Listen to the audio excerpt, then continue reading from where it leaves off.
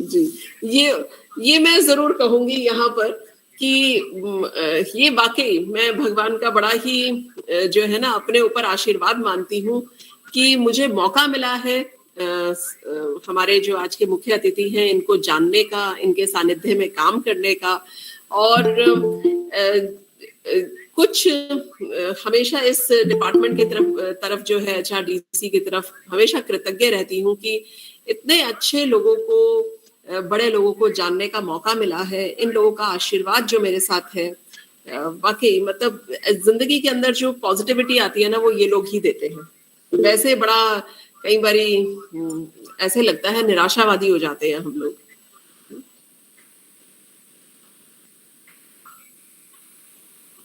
क्योंकि सर हमारे साथ जुड़ चुके हैं और हम अगर अनुमति हो तो हम फॉर्मल कार्यक्रम भी शुरू कर सकते हैं।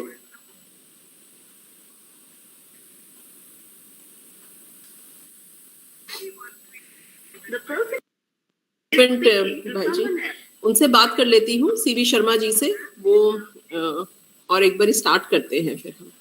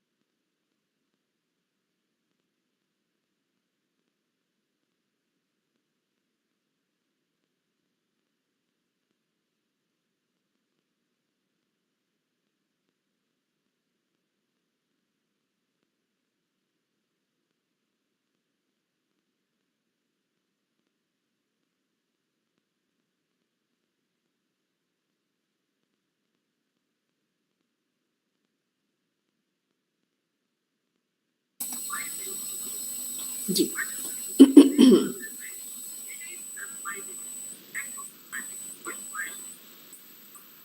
जी sir, shall we start sir?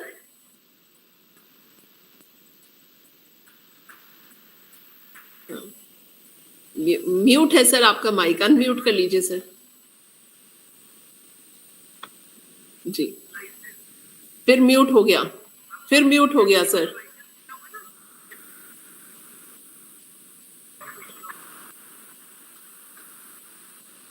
आवाज नहीं आ रही sir. Ma'am mic is mute. Sir नमस्कार सर, सर आपका माइक म्यूट पर है सर।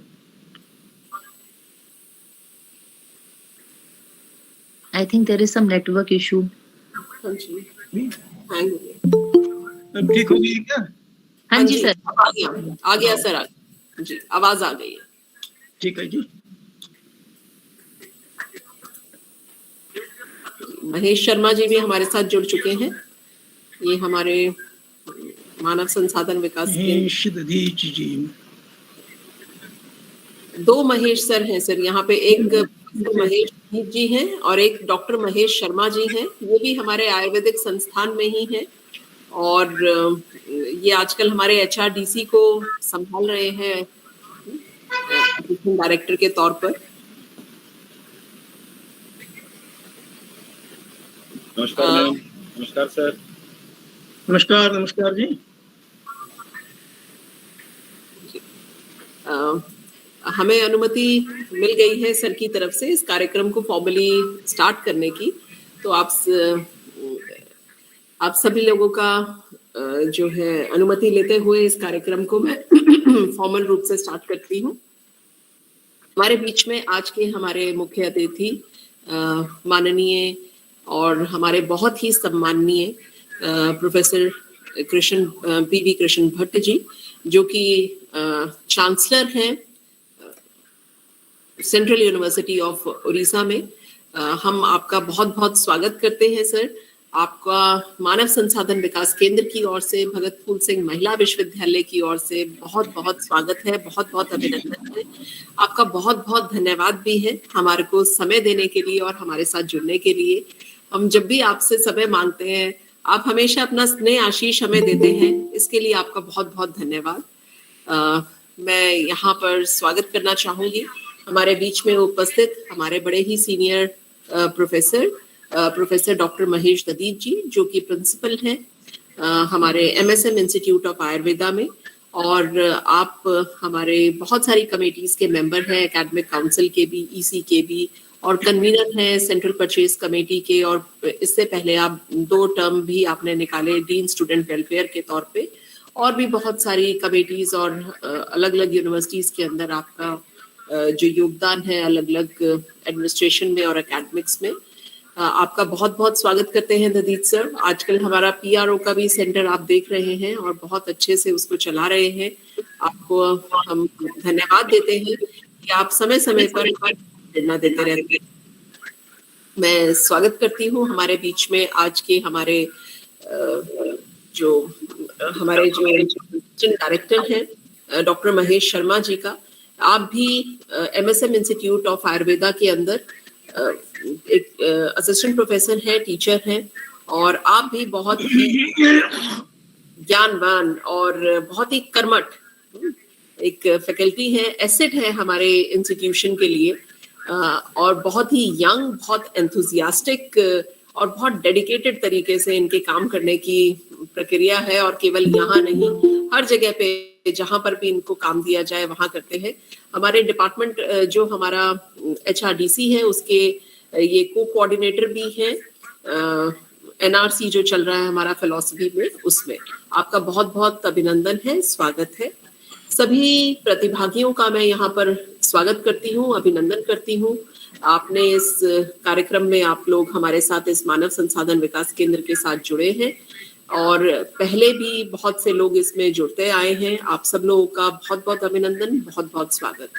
आज का जो हमारा ये उद्घाटन सत्र है, इस एक सप्ताह का जो ये कार्यक्रम हमने राष्ट्रीय शिक्षा नीति और करिकुलम डेवलपमेंट पे जो रखा है, इस उद्घाटन सत्र में आप सब लोगों का मैं सहृदय स्वागत करती हूँ और आप सब लोगों का आभार भी व्यक्त करती हूँ।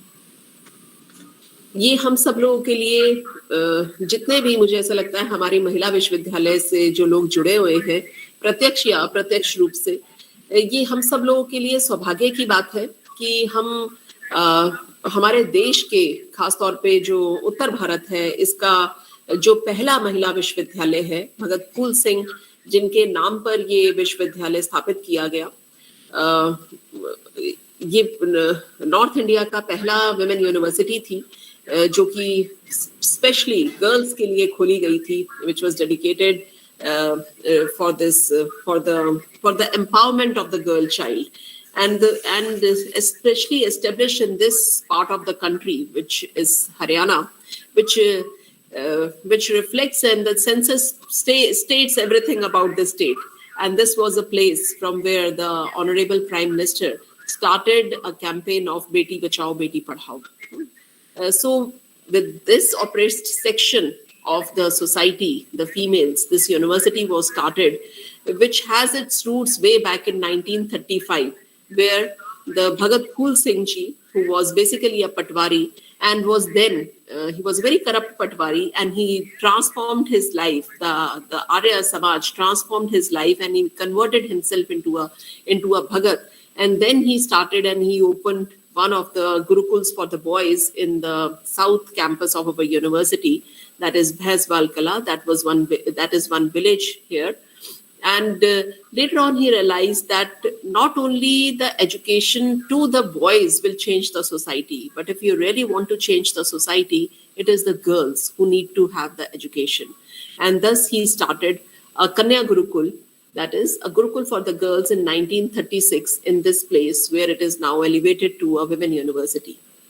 So it has its roots somewhere around 100 years now, and pre-independence. And because of this revolutionary act of educating the girl's child to bring a positive impact and a change in the society, he was killed by the villagers.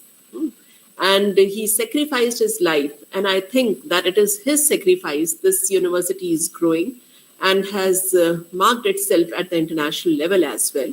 We had the research fellows coming from the different countries and the different departments at the beginning of this university, we are having very unique features. Like we are having one of the most dedicated and a very dedicated and a very remarkable language learning center that is known as Learning Resource Center for the Language Lab, जिसे हम कहते हैं, वो भी establish किया गया है यहाँ पर. It is one of the finest. I think after IFLU, it is one of the finest language lab in the country. And also we had one area study center that was one of its own kind in the country when it was started. That was the Center for Indic Asian Studies, in which all the studies, we had organized a lot of conferences and also the international conferences in which the Indic studies were taken over.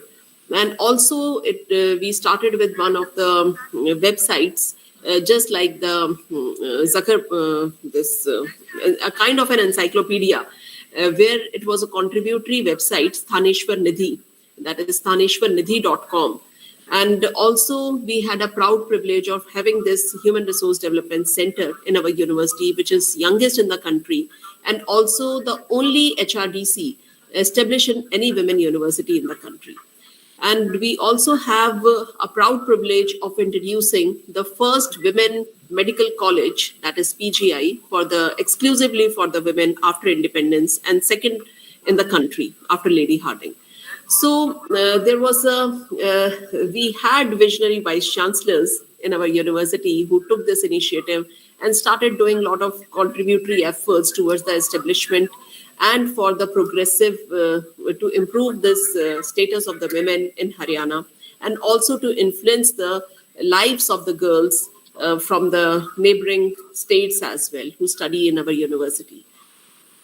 We also took one initiative of starting up the counseling cell for the students, where not only the career guidance is given, but also the personal counseling is given to them. So these were the unique features which were added into our university, looking at the kind of the nature of this institution, which is located in the rural heartland of Haryana. जो हमारे आज के chief guest हैं, उनको हमारे लिए ये सौभाग्य की बात रही कि आप भी हमारे विश्वविद्यालय में आ चुके हैं, और आपने देखा है कि किस तरह से बिल्कुल खेतों के बीच में लहलाते खेतों से रास्ता गुजरकर ये यूनिवर्सिटी आती है. और आजकल यहाँ पर सरसों उग रही है, तो चारों तरफ हरियाली है और पीला पीला सरसों जो चारों तरफ सोने की तरह चल रहा है. उस खूबसूरती में, उस नेचर के बीच में ये बनी हुई ये जो विश्वविद्यालय है, और इसके अंदर आज हम सब लोग इस वर्चुअल प्लेटफॉर्म पे मिल रहे हैं, इस ह्यूमन रिसोर्स डेवलपमेंट सेंटर के. इस ह्यूमन रिसोर्स डेवलपमेंट सेंटर ये जो है, इसके पास हम सभी ओरिएंटेशन प्रोग्राम, जिसको आजकल फैकल्टी इंडक्शन प्रोग्राम या गुरु दक्षता कार्यक्रम कहा जाता है, और जो कि सब्जेक्ट स्पेसिफिक होते हैं, और शॉर्ट टर्म कोर्सेज इस तरह के हम लोग आयोजित करते रहते हैं. हमारा जो गवर्नमेंट ऑफ इंडिया का मिनिस्ट्री ऑफ एजुकेशन का स्वयं प्लेटफॉर्म है, उसके ऊपर अर्पित के तहत एक नेशनल रिसोर्स सेंटर भी चल रहा है. फिलॉसफी के अंदर हमने एक ऑनलाइन कोर्स डेवलप किया है टीचर्स के लिए, जो कि फिलॉसफी विषय पे है. और इसके अलावा आज तक हम तकरीबन 200 कार्यक्रम इस 10 साल के टेन्योर में आयोजित कर चुके हैं मानव संसाधन विकास केंद्र में, जिसमें तकरीबन 4,500 टीचर्स जो कि देश भर से हमारे साथ जुड़े हैं, वो लाभान्वित हुए हैं. अब ऑनलाइन सिस्टम से हम लोग ज्यादा लोगों को जोड़ पाते हैं, नो डाउट. और अब हमें इस ऑनलाइन के जरिए एक मौका, जिसे हम अपॉर्चुनिटी कहते हैं, कि इससे पहले नहीं मिलता था. अब हम बाहर से, देश विदेश से भी लोगों को आमंत्रित करते हैं ऑनलाइन लेक्चर्स के लिए और बातचीत के लिए. ये हम सब लोगों का आज सौभाग्य है कि हमारे बीच में आज बहुत ही हम सब लोगों के बहुत ही सीनियर टीचर, बहुत ही सीनियर प्रोफेसर जो अब सेवानिवृत्त हैं पर हमारे बीच में हैं, और अभी भी वो टीचिंग के साथ जुड़े हुए हैं चांसलर के तौर पर सेंट्रल यूनिवर्सिटी ऑफ ओडिशा में, और बहुत सारे सोशल वर्क के साथ जुड़े हुए हैं. और जो आपका विषय है वो सोशियोलॉजी रहा. आपने अपने लाइफ का जो प्रोफेशनल एक्सपीरियंस है, you started as a lecturer in the sociology at Simoga, and then you progressed as reader and professor, and then also you served as a principal in the DVS First Grade College, Simoga. You have served at the various positions like President of the Center for the Educational and Social Studies, President of Vidyarthi Shikshan Seva Trust, Bengaluru, member of the Indian Council and Social Research, Social Science and Research, member of the Court of the Central University of Gujarat, and has been the former member of the Karnataka State Council for Higher Education and the former member of University Act Reform Committee there. You have also served at the positions of academic advisor to IGNCA, Southern Regional Center, Bengaluru, and the convener of the National Organizing Committee for Educational Reforms, which was set up by the Government of India as a part of Republic 50 celebrations. Then also as a member of the Education Task Force set up by the Union Ministry of Education, and the member of the Grant and Aid Committee for the Adult Education under the NLM scheme, Government of India. You are also the trustee and the executive committee member of IGNCA New Delhi, and honorary coordinator for IGNCA Southern Region Center, Bengaluru, and the executive committee member of the NAC, and the syndicate member of Kuvempu University, member of the Legislative Council, Government of Karnataka, and elected Senate member of Mysore University, Mysore, and elected Senate member of Kuvempu University, Simoga, and the president of the Vikas Education Society there, an advisory board member of Aurobindo Residential School, and the national president of ABVP as well. He has dedicatedly and committedly worked for the state, worked for the government of India, worked for the teachers throughout the country, and he is also a social reformer and an activist. And it's a proud privilege for all of us to have him here as our chief guest today to inaugurate this program. We also have our next guest here, the keynote speaker. He has also joined with us, Professor C.V. Sharma ji. Sir, नमस्कार और बहुत बहुत आपका स्वागत है, बहुत बहुत अभिनंदन है आपका। बहुत बहुत आभार, बहुत धन्यवाद। मेरा सौभाग्य है कि आपने मुझे बुलाया, खास करके भाई कृष्ण भट्ट जी को बहुत दिनों बाद देख रहा हूं, इसलिए और भी आपका ज्यादा आभार कि इनके दर्शन कराए आपने हमको। बहुत बहुत आभार। थैंक यू शेफाली जी। मैं आप दोनों की आभारी हूँ सर कि आप दोनों ने मुझे समय दिया है, और ये मैं अपना सौभाग्य कहूंगी कि मुझे इतने अच्छे लोगों को जानने का मौका मिला है। भाई साहब तो है कि हमेशा ही इनका तो हाथ मेरे सर पे हमेशा रहता है, आशीर्वाद इनका मेरे ऊपर बना हुआ है, और मैं वाकई मतलब मुझे ना दिल से बड़ी खुशी होती है इस बात के लिए कि आप सब लोग, और सीवी शर्मा सर को मैं जब कहती हूँ sir you have to come, और मेरी तो कल ही बात हुई है आपसे, and that at such a short notice you have come, so I'm so obliged and so blessed. Thank you so very much. My privilege. जी, और मैं आगे अब जो है आमंत्रित करना चाहूंगी डॉक्टर महेश शर्मा जी को कि वो प्रोफेसर सीवी शर्मा जी को इंट्रोड्यूस करें हमारे सभी प्रतिभागियों के साथ, और उनको आमंत्रित करें उनकी बात रखने के लिए भी। बहुत बहुत धन्यवाद मैम। विज्ञाम साधुवृत्तानां भद्रम आगम शालिनाम अभ्यस्त कर्मणाम भद्रम भद्रम भद्राभिलाषणम। इस संसार में जो लोग अच्छे कार्यों में संलग्न हैं, ईश्वर उन पर आशीर्वाद बनाए रखें, एवं राष्ट्र निर्माण में हम इसी कार्य में एक दूसरे के सहयोग से आगे चलते रहें। इसी प्रार्थना के साथ इस शिक्षा की जो तपोस्थली है भगत फूल सिंह महिला विश्वविद्यालय 1919 से लगातार महिला शिक्षा एवं महिला सशक्तिकरण में कार्य कर रहे हैं। क्रमशः ये छोटा सा वृक्ष आज इस विश्वविद्यालय के रूप में सबको परिलक्षित हो रहा है। जिस प्रकार से समाज में हम महसूस कर पा रहे हैं महिलाओं के विकास से संबंधित, महिलाओं की समाज के विकास में भागीदारी से संबंधित, इन सब क्रियाकलापों में मैं अपने आप को गौरवान्वित महसूस करता हूँ कि कहीं ना कहीं इस राष्ट्र निर्माण के ध्येय में मैं भी अपनी आहुति देने में सक्षम हूँ। भगत फूल सिंह महिला विश्वविद्यालय में सर्वप्रथम भगत फूल सिंह जी को प्रणाम करते हुए एवं उनके साथ बहन सुभाषिनी जी एवं वर्तमान में जितने भी मेरे साथीगण हैं एवं प्रबंधन की दृष्टि से हमारे कुलपति महोदय, मानव संसाधन विकास केंद्र की निदेशक महोदया, जो कि अपने सशक्त प्रबंधन एवं संचालन से इस कार्य में लगातार पिछले 15 वर्षों से संलग्न हैं एवं पूरे राष्ट्र में इस चेतना को पहुंचाने एवं आलोकित करने में काम कर रहे हैं।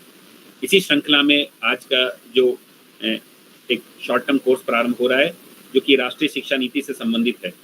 राष्ट्रीय शिक्षा नीति में किस प्रकार से हम जो क्यूरिकुलम डिजाइनिंग है उसको किस प्रकार से किया जाएगा, ये बहुत बड़ा ध्येय है।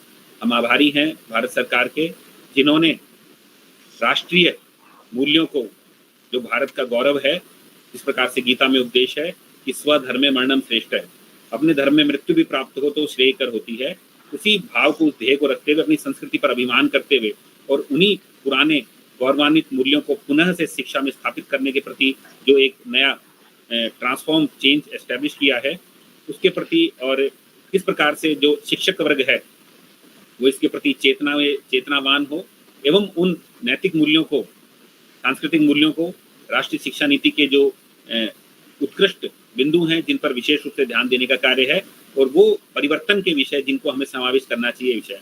आज हम आभारी हैं कि इस शिक्षा नीति के निर्माण में जो लोग कार्य रहे वो आज हमारे साथ उपलब्ध हैं। हमारे लिए इससे बड़ा गौरव का विषय नहीं हो सकता। मैं भगत फूल सिंह महिला विश्वविद्यालय मानव संसाधन विकास केंद्र की तरफ से आपका स्वागत करता हूं सर। औपचारिक दृष्टि से वस्तुतः तो आपका नाम इतना बड़ा है कि जो परिचय के लिए मोहताज नहीं है, लेकिन क्योंकि हमारे प्रतिभागी जो लोग अनभिज्ञ हैं, मैं उनके सामने संक्षिप्त कुछ बिंदु आपके समक्ष रखना चाहूँगा। प्रोफेसर चंद्रभूषण शर्मा जी, आप school of education Indira Gandhi मुक्त विश्वविद्यालय में आप कार्यरत हैं और साथ ही साथ इससे पहले भी आप चेयरमैन के पद पर national institute of open school में रह चुके हैं। 2015 से लेकर 2020 तक के आपने इस कार्यकाल में इस प्रकार से जो राष्ट्रीय संस्थान है मुक्त शिक्षा के लिए, उसको जो उत्कृष्ट ऊंचाइयों तक आपने पहुंचाया है वो किसी से छुपा हुआ नहीं है। आपने सबसे बड़ा जो ध्येय वहाँ था, भारतीय परंपरा के विषय को सर्टिफिकेट कोर्स में लागू किया और सर्टिफिकेट प्रोग्राम इसमें चालू करवाया वैकल्पिक दृष्टि से, जो आज तक संचालित हो रहा है एवं इससे पहले ये चीजें कहीं भी नहीं थी। शिक्षा में नैतिक मूल्यों को किस प्रकार से होलिस्टिक डेवलपमेंट की बात में जिस प्रकार से कार्यकारी रहेगा, इसलिए हम इसको भविष्य में जो हमारे छात्र या जो वर्ग आएगा वो हम उसमें इस परिवर्तनों को महसूस कर पाएंगे। आपका शैक्षणिक अनुभव 30 वर्षों का है। 30 वर्षों में आपने शिक्षा के विभिन्न पदों पर कार्य किया है। साथ ही साथ बड़े सम्मान का विषय है कि आप राष्ट्रपति पुरस्कार से सम्मानित किए गए और जिस कारण के लिए आपको सम्मानित किया गया वो था कि digital initiative for higher education. वर्ष 2017 में विज्ञान भवन में ये जो पुरस्कार है ये आपको प्रदान किया गया और उच्च शिक्षा में जो आज हम देख पा रहे हैं ऑनलाइन एजुकेशन, कहीं ना कहीं मैं मानता हूं कि आपके द्वारा वो बोए हुए बीज हैं जो आज इस वृक्ष के रूप में हम देख पा रहे हैं। अन्यथा इन विपरीत परिस्थितियों में हमारे लिए बड़ा असंभव हो जाता इस चीज को, इस ऑनलाइन एजुकेशन को, इस प्लेटफॉर्म को सबके लिए आत्मसात करना। बहुत बहुत आभार सर आपका कि आपने समय रहते समय से पहले इस चीज को जाना। ऋषिगण जितने भी रहे भारत में जो साक्षात्कार कर पाए उसकी यही बात है। कल मैं एक फिलॉसफी पे कहीं से बात कर रहे थे तो उन्होंने कहा कि हम भारतीय दर्शन की जो सबसे बड़ा जो उत्कृष्ट विषय है, यहाँ पर साक्षात जो प्रत्यक्ष विषयों का जो देखने से ज्यादा भी जो सबसे बड़ी चीज है वो कि आने वाले विषयों को साक्षात कर लेना और वो ईश्वरीय कृपा से ही संभव है। तो मैं कहीं ना कहीं मान के चलता हूँ कि वो ईश्वरीय आशीर्वाद आपके साथ संलग्न है भाई साहब। साथ ही साथ आप निदेशक भी रहे डिस्टेंस एजुकेशन प्रोग्राम के, जिसको कि सर्व शिक्षा अभियान के रूप में देखा गया। ये वो कार्यक्रम है जो भारतीय स्कूली शिक्षा के लिए परिवर्तन का मूल साबित हुए हैं और राजकीय जो विद्यालय हैं गाँव में लेकर के जहाँ पर बच्चे नहीं पहुंच पा रहे थे, उसमें किस प्रकार से सभी वर्गों को आपने जोड़ने का प्रयास किया है। और सर्व शिक्षा अभियान ये एक ऐसा मंत्र था, जब हम छोटे थे तब से हमें याद है कि इसमें काम हो रहा था और आज जो हम परिवर्तन देख पा रहे हैं, कहीं ना कहीं स्कूली शिक्षा में बच्चों का समावेश हो रहा है। जो राजकीय स्कूल हैं उनमें शिक्षा का वर्ग काफी, शिक्षा का जो स्तर है काफी उत्कृष्ट हुआ है। कहीं ना कहीं इसमें ये आपका योगदान दिखाई देगा। एक भी बड़े सौभाग्य का विषय है कि आप टीचर एजुकेशन और डिस्टेंस एजुकेशन में आपका जो योगदान है वो अपरिकल्पनीय है। 12 लाख शिक्षकों को, मैं दोबारा शब्द कहना चाहूंगा, 12 लाख शिक्षकों को आपने राष्ट्रीय जो संस्थान है ओपन शिक्षा में उसके माध्यम से डिप्लोमा इन एलिमेंट्री एजुकेशन का सर्टिफिकेट आपने प्रदान किया। बहुत बहुत आभार सर कि आपने वो कौशलता, वो कुशलता उनमें प्रदान की जिसकी आवश्यकता थी। अन्यथा एक बड़ा विषय है कि अकुशल शिक्षक हमारे लिए कंटक के समान रहेंगे, लेकिन उस शिक्षक में वो कुशलता का जो बीज आपने बोया, बहुत बहुत आभार एवं धन्यवाद सर इस कुशलता को स्थापित करने के लिए। दूरस्थ शिक्षा अभियान के जहाँ तक बात करें, 2015 का जो सरकारी बिल भारत सरकार के द्वारा पेश किया गया था, आपकी उस नीति निर्धारण में आपका योगदान रहा है। और भारत सरकार के द्वारा जो दूरस्थ शिक्षा में जो परिवर्तन किए गए, जिस प्रकार से जो पहले डिग्रियां बांटी जा रही थी उसको किस प्रकार से नियंत्रित किया गया और उनके अंदर गुणवत्ता का समावेश किया गया, ये बिल उसका एक प्रत्यक्ष उदाहरण है। साथ ही साथ राष्ट्रपति द्वारा नामांकित बहुत सी ऐसे परिषदें और ऐसे समितियां हैं जिनके आप मेंबर रहे हैं। बहुत से विश्वविद्यालय बोर्ड में आप एग्जीक्यूटिव काउंसिल के मेंबर हैं, एकेडमिक मेंबर हैं, बोर्ड ऑफ गवर्नर्स के मेंबर हैं, और जो 11th प्लान था गवर्नमेंट का उसके भी आप मेंबर रहे हैं। सर्व शिक्षा अभियान, राष्ट्रीय माध्यमिक शिक्षा अभियान, ये सारे ऐसे अभियान हैं जिसमें आपका योगदान अतुल्य है। समग्र शिक्षा अभियान, national mission for education information communication technology, विश्वविद्यालयों में जो इंटरनेट की फैसिलिटी लमसम 2 करोड़ रुपए का जो बिल है वो आपने माफ करवाया, और एक पॉलिसी के तहत सभी विश्वविद्यालयों में इस प्रकार की जो ये जो ब्रॉडबैंड स्पेक्ट्रम है, बहुत हाई इंटरनेट स्पीड, ये कहीं ना कहीं इस मिशन की देन है। और यूजीसी की विजिटिंग कमेटीज में आप रहे, नैक की कमेटीज में आप हैं, एक बहुत ही उत्कृष्ट वक्ता के रूप में आप देश और विदेश में विख्यात हैं। एजुकेशन प्लानिंग और ट्रांसफॉर्मिंग एजुकेशन आपका विशेष विषय रहा है, और वैसे तो बहुत ज़्यादा है यहाँ पर मेरे पास कहने के लिए, लेकिन जो वर्ल्ड बैंक ऑफ ट्रेड्स है उसके द्वारा भी आपको आमंत्रित किया गया है अपने भाषणों के लिए। तो एक बहुत लंबी लिस्ट है, समय हमारे पास सीमित है, मैं उसको व्यर्थ ना करते हुए आमंत्रित करता हूं भगत फूल सिंह महिला विश्वविद्यालय परिवार की तरफ से बहुत बहुत स्वागत, आभार एवं आमंत्रित sir. Over to you sir. बहुत बहुत धन्यवाद, बहुत बहुत धन्यवाद, आपने इतना लंबा परिचय दिया है। ये सब भगवान की कृपा है कि ये सब मिला। सबसे पहले तो मैं आभार प्रकट करना चाहूंगा HRD सेंटर भगत फूल सिंह विश्वविद्यालय को और शेफाली जी को खास करके कि आज हमको आमंत्रित किए, और बहुत समय बाद परम आदरणीय कृष्ण भट्ट जी के अंदर रहे हैं।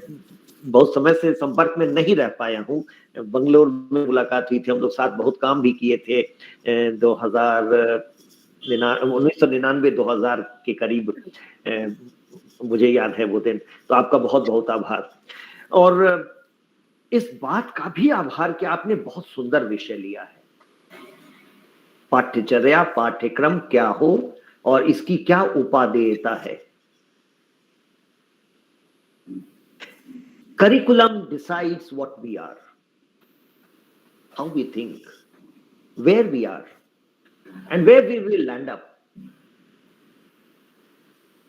इस विषय को जितनी गहराई में हम देखना चाहें और देख सकें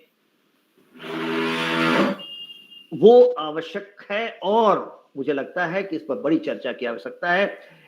आज मैं अपनी बात को संक्षेप में रखूंगा। राष्ट्रीय शिक्षा नीति 2020 के संदर्भ में आपने ये orientation programme, refresher programme arrange किया है 1 सप्ताह का। तो मैं NEP के बनाने में जो बातें हम लोगों के ध्यान में थी, जैसा कि अभी बताया भी गया कि मैं 2015 में national institute of open schooling का चेयरमैन बना था, तो मेरा सौभाग्य था कि मैं राष्ट्रीय शिक्षा नीति 2020 के बनाने में सहयोग कर सका, और खास करके विद्यालय शिक्षा के संदर्भ में। तो उस पर तो मैं बाद में बात करूंगा, लेकिन generally what is the importance of curriculum we have not understood. I will highlight some of them today. Let me start by mentioning, it was just mentioned when I was chairman of the National Institute of Open Schooling, I started a new certificate इन भारतीय ज्ञान परंपरा। परम आदरणीय कृष्ण भट्ट जी को शायद पता होगा, नहीं तो मैं खास करके आपसे आज साझा करना चाहूंगा भाई साहब ये बात। When I became chairman, a Swamiji came a few months later and he wanted to seek appointment. So my PA said, sir, Swamiji from Patanjali has come and he wants to meet you. I said, please. And I asked him, after exchanging pleasantries, Swamiji, what do you have to do with NIOS? और जो उन्होंने कहा वो छूने वाली बात थी। उन्होंने कहा कि मेरे बच्चे पढ़ते तो वेद हैं, वो वेद शिक्षा लेते हैं, वेद विद्यालय है, लेकिन 12वीं वो आपके यहां से पास करते हैं। आज मेरा पूरा विश्वास है जितने लोग बैठे हैं आज सबका सर से झुकेगा इस बात को सुन करके कि स्वामी जी ने कहा कि वो पढ़ते तो वेद हैं, 10-12 साल की पढ़ाई के बाद वो वेदज्ञ बन के निकलते हैं, लेकिन 12वीं की डिग्री वो NIO से लेते। हमने कहा हम तो वेद की पढ़ाई कराते ही नहीं है। क्या नहीं? चूंकि वेद रिकॉग्नाइज नहीं है ना अपने देश में। उन्होंने कहा कि वेद चूंकि रिकॉग्नाइज नहीं है तो वो NIOS का डेटा एंट्री ऑपरेशन, प्रिंटिंग, ऐसे जो आसान विषय हैं उनको लेकर के 12वीं की डिग्री प्राप्त करते हैं ताकि बाहर जाने के बाद उनको कोई छोटी मोटी नौकरी मिल सके। मैं हर बार इस बात को बताते हुए भावुक हो जाता हूं और मैं महाकाल का आभार प्रकट करता हूं कि महाकाल ने मुझे ये अधिकार दिया था कि मैं उस कुर्सी पर बैठा था। एक देश तय करता है कि हमारे बच्चे क्या पढ़ेंगे, सरकारें तय करती हैं। इस देश ने 70 साल की आजादी के बावजूद वेद को रिकॉग्नाइज ही नहीं किया है एक विषय के तौर पर कि जो वेद पढ़े वो 12वीं पास के बराबर भी कहा जा सके। इसकी आवश्यकता कभी इस देश को दिखी नहीं। मैं अपने एकेडमिक काउंसिल में ये बात ले गया और हमने ये तय किया कि वेद अध्ययनम, व्याकरण, और मैं स्वामी जी से ही बाद में मैं पतंजलि योग गया हरिद्वार, उसके बाद मैं बेलूर मठ गया, मैं संदीपनी आश्रम गया, मैं उन लोगों से बात किया कि क्या है जो बच्चे पढ़ते हैं और उन सारे सब्जेक्ट्स को विषय के तौर पर बना करके हमने एकेडमिक काउंसिल से पास कराया और इसको हमने 10वीं भारतीय ज्ञान परंपरा में करने का एजेंडा पास कराया कि ये बच्चे पढ़ेंगे। देखिए एक और बात है, सब प्रबुद्ध लोग बैठे हैं, पढ़े लिखे लोग बैठे हैं। जैसे ही हमने एकेडमिक काउंसिल में ये बात कही कि हम भारतीय ज्ञान परंपरा में संस्कृत के माध्यम से वेद के विषयों को पढ़ाएंगे, तुरंत ये बात आए अरबिक और पर्शियन को भी ले लीजिए साथ में।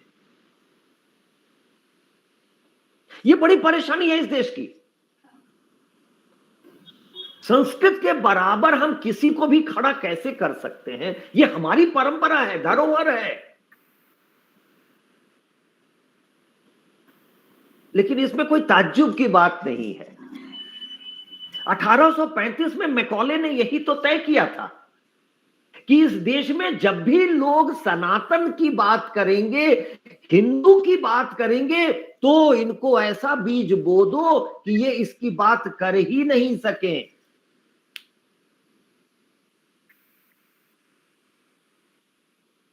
It is well said, curriculum is a political lie.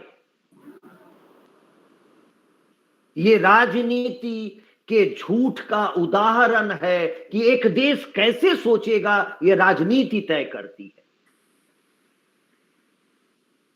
ये तो आश्चर्य की बात है कि 125 साल पहले एक ऋषि जाकर के कैलिफोर्निया में खड़ा होता है और गर्व से कहता है मैं हिंदू हूं, मैं भारत से आता हूं, मैं इसलिए हिंदू हूं कि मैं ज्यूज को अपने घर में बुला के बैठाया हूं, मैं इस्लाम को अपने घर में आके बैठाया हूं, मैं क्रिश्चियन को अपने घर में लाके बैठाया हूं और ये कहा हूं कि तुम भी मेरे घर में रहो, हम सनातन हैं, हम हिंदू हैं।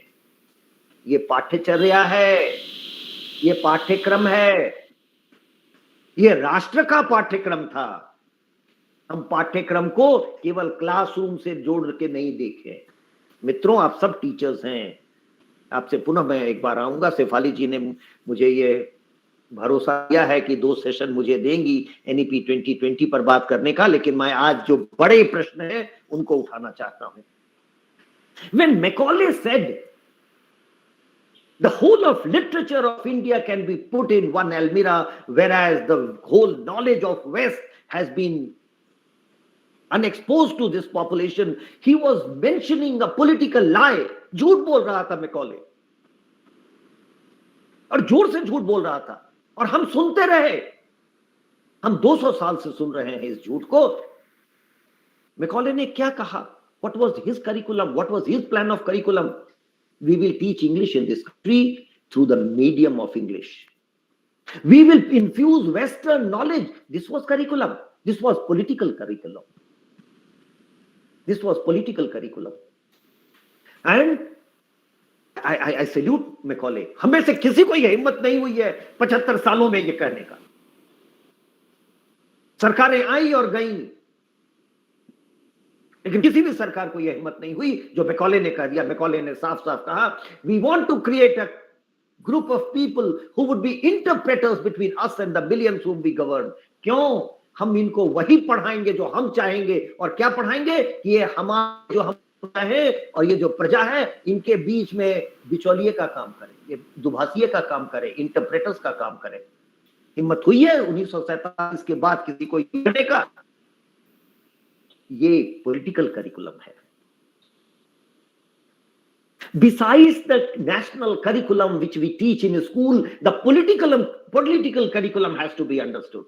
The agenda of politics has to be understood, and that is also a curriculum. Macaulay was speaking a lie, but then he was honest in speaking the lie. He said, why do I want to introduce English in this country? Because ultimately he says in his 9-page document, they will be instrumental in prolonging the British rule in India. कितने ईमानदारी से उस व्यक्ति ने कहा कि हम इस देश को अंग्रेज इसलिए पढ़ाएंगे क्योंकि इनकी जो संपदा है, जो कि बड़ी संपदा थी। पढ़िए मैकॉले की कंटेम्परेरीज का हिस्ट्री, पेविलियन का हिस्ट्री क्या बोलता है? हम भारतीयों को कभी पढ़ा नहीं पाएंगे, इनसे सीखने की जरूरत है, इनको पढ़ाने की जरूरत नहीं है। लेकिन मैकॉले ने कहा, मुझे ये सुनने की जरूरत नहीं है, मैं नहीं सुनूंगा ये बात। मैं तो वही थोपूंगा जो मैं चाहता हूं, और वो इसलिए थोपूंगा क्योंकि मुझे लंबे समय तक अंग्रेजी राज को ब्रिटेन की सरकार बनाए रखने का काम दिया गया है, और ये भाषा ही करेगी। हम 47 के बाद नहीं समझ पाए इस बात को। मातृभाषाओं को हमने कभी प्रश्न ही नहीं दिया। विद्यार्थी सिंह ने बहुत अच्छा कहा है, शब्दों के मतलब पर मत जाओ। शब्दों का इतिहास होता है। शब्द आज किस संदर्भ में इस्तेमाल हो रहे हैं उसको देखो। नेशनल करिकुलम फ्रेमवर्क 2000 में बना और फिर 2005 में बना। मैं आग्रह करूंगा आप सबसे, दोनों को देखिए। हम कहते हैं कि हम नेशनल करिकुलम फ्रेमवर्क एक देश के लिए और भारत के लिए हर 10 साल पर देंगे। क्यों? दुनिया बदल जाती है, सोचने का तरीका बदल जाता है, नए टेक्नोलॉजी आ जाते हैं, तो उसके आधार पर हमको करिकुलम को बदलने की आवश्यकता पड़ती है। तो हम एक प्लान इंस्ट्रक्शन कैसे दिया जाए, इसलिए एक नेशनल करिकुलम फ्रेमवर्क देते हैं। हमारे बच्चे कैसे बने, वो कैसा सोचें। अगर मैं आज ये कहूं कि दुनिया को सर्जरी भारत ने दिया, जाके बोलिए ये बात आप 10वीं 11वीं 12वीं के बच्चों को, हंसेंगे आप पर, आप क्या बात कर रहे हैं। मैं जाके दुनिया भर में भारतीय विद्यार्थियों से जो डायस्पोरा हैं, जो हमारे विद्यार्थी बाहर जाके पढ़ रहे हैं, उनसे जाके बात किया हूं, और वो कहते हैं, सर क्या बात करते हैं आप, हमने तो किताबों में पढ़ा है। हमारे बच्चे ही जो जिनको हमने 12वीं पढ़ाया, हमने BA MA कराया, वो उनको कहते, अरे हमने किताबों में पढ़ा है सर, हम तो स्नेक चार्मर्स थे, हम जंगलों में थे, छोटे छोटे रईसों में थे। अगर अंग्रेज ना आए होते तो हम एक देश भी नहीं बनते। ये किसने पढ़ाया बच्चों को? ये अंग्रेज नहीं पढ़ा के गए, ये 2000 की शिक्षा नीति है और पाठ्यचर्या है, पाठ्यक्रम है, तो हमने एनसीईआरटी के माध्यम से 2000 के पाठ्यक्रम को 2005 में बदलना पड़ा सरकार को, 2004 में सरकार बदलते ही, क्योंकि 2000 की नीति जो थी, जो करिकुलम था, वो ये कहता था तुम एक बड़े देश के नागरिक हो, तुमको दुनिया को कॉन्कर करना, तुम बड़े बनो, क्योंकि हमने दुनिया को वसुधैव कुटुंबकम की भावना दी है, हमने सा विद्या या विमुक्त दिया है दुनिया को, और ये 5000 साल पहले दिया है। अगर ये बच्चा सोच के बढ़ने लगे तो 2040 का दुनिया भारत की तरफ वैसे ही देखने लगेगी जैसे पाटलिपुत्र के समय में पूरी दुनिया से लोग आके विक्रमशिला, तक्षशिला, नालंदा जाते थे। I'm raising very serious issues. I wonder if you can read between the lines and below the surface. What will happen if the world starts telling today, knowledge resides in India, where are we? We should go and dig their past. Read the beautiful tree at Khanpur. I often refer to it. What will change if the truth is revealed to the world? Why is it on the agenda of the West to say Aryans came from outside? Does it have an agenda? ये तुम्हारा देश नहीं है भाई, आर्यन तुम्हारा देश नहीं है, तुम बाहर से आए हो, क्योंकि अमेरिका किसी का देश नहीं है, सब बाहर के लोग हैं।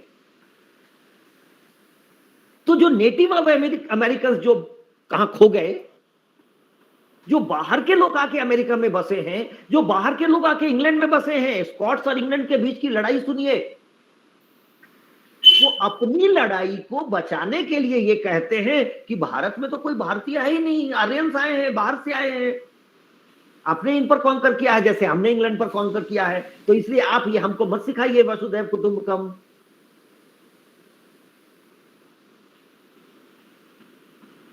Curriculum is important. What we think the way we are taught, and these are serious issues.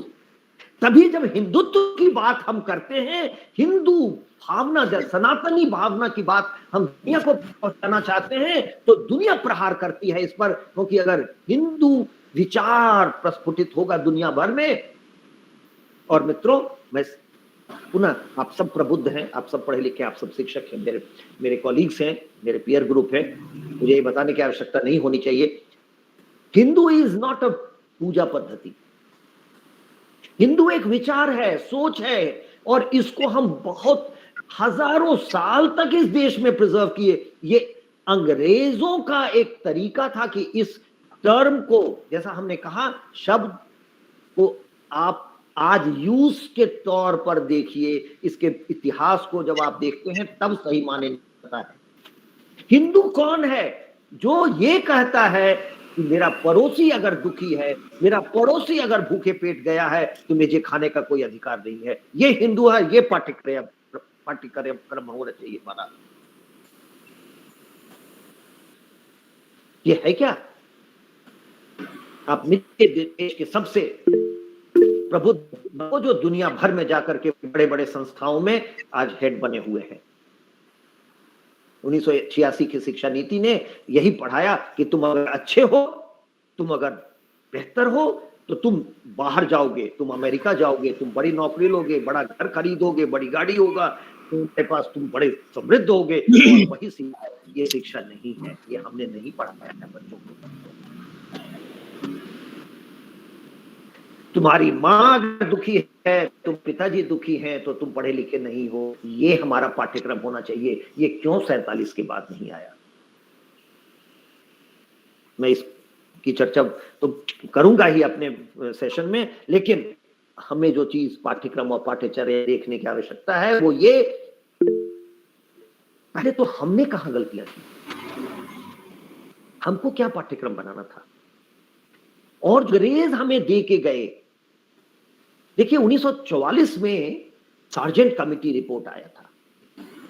1835 के मैकॉले मिनट से 1944 में क्या अंतर आया? सार्जेंट भी कहा है कि भारत में लिटरेसी बढ़ाओ, टीचर एजुकेशन ठीक करो, हायर एजुकेशन का तरीका बदलो, क्योंकि 1944 आते आते अंग्रेजों का भी समझ बदल गया था कि हम भारत पर कैसे लंबे समय तक राज कर सकते हैं।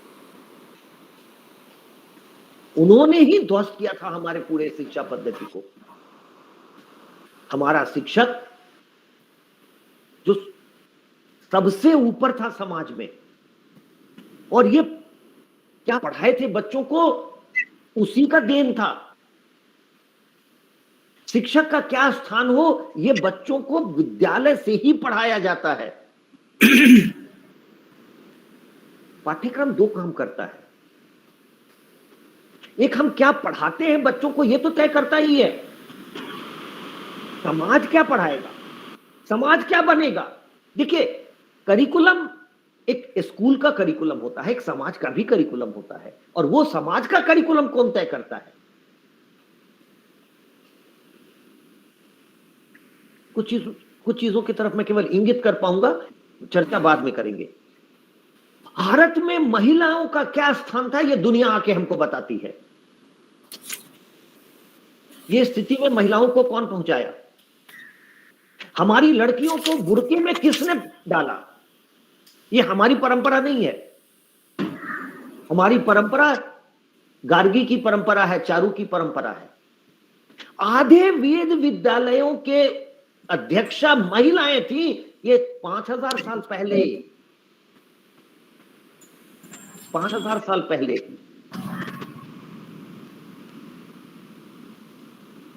जावाला आज नहीं है, 5 साल पहले, 5000 साल पहले जावाला है, या 3000 साल पहले जावाला है, जो सत्यकाम को जन्म देती है और कहती है कि मैं तुम्हारी मां हूं, भूल जाओ तुम्हारा बाप कौन है। ये मेरा अधिकार है कि मैं तय करूंगी कौन होगा, और मैं नहीं बताऊंगी। जब 1857 का पहला एक्ट लिखा जाता है, तो महिलाओं को बराबर का दर्जा दिया जाता है भारत में। ये सामाजिक है, सामाजिक पाठ्यक्रम, इस समाज की सोच थी, क्योंकि हमारा पाठ्यचर्या जो है, पाठ्यक्रम जो है, जो जिसको हम सोसाइटल करिकुलम कहते हैं, उसने ये तय किया कि नहीं, हम अगर विश्वविद्यालय बना रहे हैं तो महिलाएं बराबरी में होंगी। अमेरिका में डिग्री लेने का अधिकार भारत बाद मिला है, और हमको पिछड़ा कहती है दुनिया। जावाला 1000 साल पहले है, हमको पिछड़ा कहती है दुनिया। हमारी महिलाओं को पिछड़ा कहती है, आज उनको बुर्के में डालना चाहती है।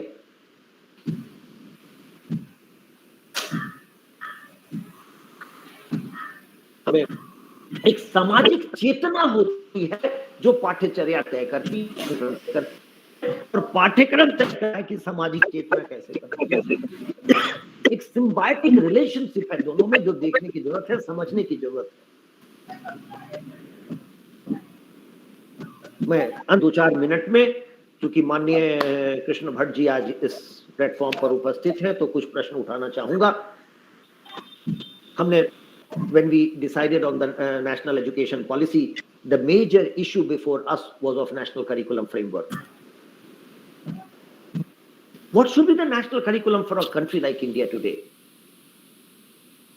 We have to lead the world. 2014, I must say, is a turning point of this nation. On 11 June 2014, the Prime Minister had addressed the Parliament, and he had mentioned the direction of the nation for this century. And what did he say?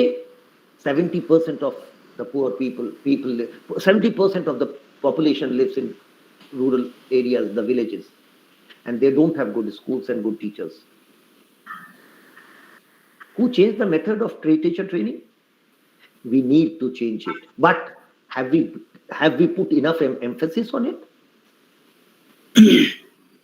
एक national curriculum framework आज कैसा बने, पुनः हम अगर Macaulay के विचार से ही प्रभावित होंगे तो कैसा curriculum. We don't have to make a curriculum to please everyone, to please the waste.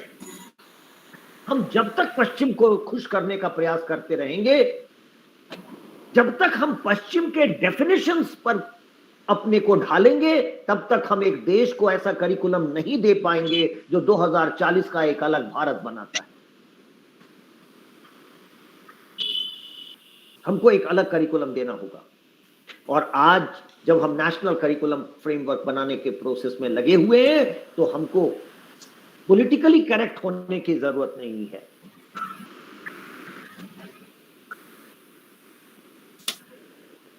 We don't have to be politically correct when we are deciding on a curriculum today, because unless and until we have mustered the courage to speak, we are the best.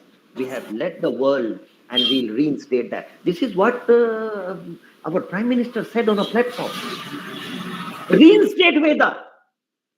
वेद को पुनः स्थापित करिए। हमको शर्माने की जरूरत नहीं है। उन्होंने बहुत बढ़िया एक डिस्कशन में मैं सुना था, वो बोल रहे थे कि हम लोगों को ये शर्माने की अब जरूरत नहीं है। वेद में उतना ज्ञान है कि हम उसको पुनः स्थापित करें।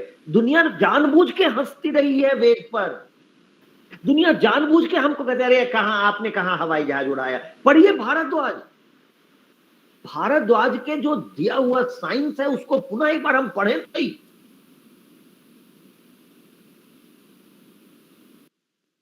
हम उसको क्यों नहीं पढ़ते हैं? अगर वो हमारी संपदा है तो वो रीइंस्टेट होगा क्या नेशनल करिकुलम फ्रेमवर्क जब नया आएगा 2022 या 23 में? तो उसके बाद आज वो समय है हम ये प्रश्न उठाएं। क्या सनातनी परंपरा जिसके आधार पर हम दुनिया में ऊपर गए थे, हम सोने की चिड़िया बने थे, क्या नए करिकुलम फ्रेमवर्क के बाद वो होगा? हम ये प्रश्न पूछने में डर जाते हैं क्योंकि these are not politically correct questions today. The curriculum of the society which was decided by Macaulay has made us so politically correct. Teachers are more politically correct than politicians. We don't have the courage to ask the correct questions, because if we ask the correct questions, yes, history will be nullified. I will end by mentioning I had the privilege of being in England. तो मेरे एक मित्र थे जो इतिहास पढ़ाते थे। वो अपने क्लास में जा रहे थे। मैं कई बार सुनाया हूं, शेफाली जी सुनी होंगी तो उनके लिए रिपीटेशन होगा। तो मैं उनके साथ उनके क्लास में चला गया। वो पढ़ा रहे थे कॉमनवेल्थ, और उन्होंने यहाँ वहां यही बताया कि बड़ा भारी साम्राज्य था हमारा। हम दुनिया के 2/3 हिस्से में राज करते थे, लेकिन वर्ल्ड वॉर 2 के बाद हमारी आर्थिक स्थिति खराब हो गई। हम इतने सारे देशों को मदद नहीं कर पा रहे थे, तो हमको कुछ देशों से निकल के आना पड़ा, भारत से भी निकल के आना पड़ा। तो जब वो निकले क्लास से तो मैंने कहा कि भैया आप क्या पढ़ा रहे थे? 150 साल हम लोगों ने आपसे लड़ाई किया और आपको मार भगाया है। उसने कहा no, this can not be correct, I have read it in my text books. I said what you have read doctor Brown is wrong, it is your curriculum, this is not the true curriculum, it's not the honest statement. I asked a friend of mine in Delhi to send me the NCERT textbook of freedom struggle, and I gave him. He read it and he said, I can't believe it. Did Indians not want the British government in India? I said, never. You were exploiters. लेकिन ना वो अपने text book में पढ़ा रहे हैं और ना हम अपने टेक्स्ट बुक में ये पढ़ा रहे हैं कि तुम एक महान हिंदू राष्ट्र के नागरिक हो, जोर से बोलो हम हिंदू हैं। पूजा पद्धति नहीं हम बात कर रहे हैं। पुनः हमारे साथ बैठे यहाँ कई ऐसे शिक्षक होंगे, ऐसे मित्र होंगे जो इस्लाम में विश्वास करते होंगे, शैविज्म में विश्वास करते होंगे और दूसरे धर्मों में। मैं शिव का भक्त हूँ, इसलिए सैवाइट हूँ। मेरी पत्नी मूर्ति पूजा नहीं करती है, वो हवन में विश्वास करती हैं, लेकिन हम दोनों साथ रहते हैं, हम दोनों हिंदू हैं। इसलिए हमको ये बात अपने पाठ्यक्रम में लाना होगा, ये बात दुनिया को सिखानी होगी, और तभी 21वीं शताब्दी में भारत ऊपर जाएगा और ये बात समझ में आएगी कि हम अपने बच्चों को क्या पढ़ा रहे हैं। हमको आज दुनिया आके बताती है कि आप तो पिछड़े देश थे। हमको बताना चाहिए दुनिया को जाकर के 2040 में कि आप पिछड़े थे, हम आगे थे। और ये तभी संभव होगा जब हम अपने सोचने का तरीका, पढ़ाने का तरीका बदलेंगे। Education is a private good. और ये सबको मिलना चाहिए, अच्छी शिक्षा मिलनी चाहिए। मैं अपनी बात को खत्म एक और स्टेटमेंट देके करूंगा। ये क्या कारण है कि पूरे समाज में एक बात फैला दी गई है, public education is poor, public education is bad, private is good. Private में जाते हो तो अच्छे हो। मैं बड़े सारे मित्रों से बात किया जो आज अच्छे अच्छे पदों में हैं और 1960 और 70 के दशक में विद्यालय गए थे। जितने भी अच्छे लोग थे वो सब जिला स्कूल, गवर्नमेंट स्कूल में पढ़े हुए हैं। और कोई हम में से जो ट्यूशन पढ़ता था वो बड़े शर्म से छुप के जाता था कि ट्यूशन पढ़ना पड़ता है। 2020 का बच्चा बड़े गर्व से कहता है मैं प्राइवेट में जाता हूं, मैं प्राइवेट स्कूल में हूं, मेरे स्कूल का फीस 8,000 10,000 है और मैं फलाने कोचिंग में जाता हूं क्योंकि वहां का कोचिंग का फीस 1 लाख 2 लाख 3 लाख है। This is also curriculum. This is social curriculum. It is not only important to remind ourselves, think and discuss the national curriculum framework, which I am sure you will discuss. It's important what your children read and learn. But it is also important to look at the social curriculum, the public curriculum that prevails in the society without being written in a textbook or in a document. That curriculum should also be looked into and changed. Let the world not tell us कि हमारी लड़कियों को Burke में वापस चला जाना चाहिए। हमने उनको बड़े मुश्किल से वापस लाया है। हमारी लड़की, जब मंडन मिश्र और शंकराचार्य में बहस होता है, वाद विवाद होता है, तो मंडन मिश्र की पत्नी जज बनती हैं और दोनों को एक्सेप्टेबल होता है। शंकराचार्य ने ये नहीं कहा कि आपकी पत्नी आपके तरफ होंगी।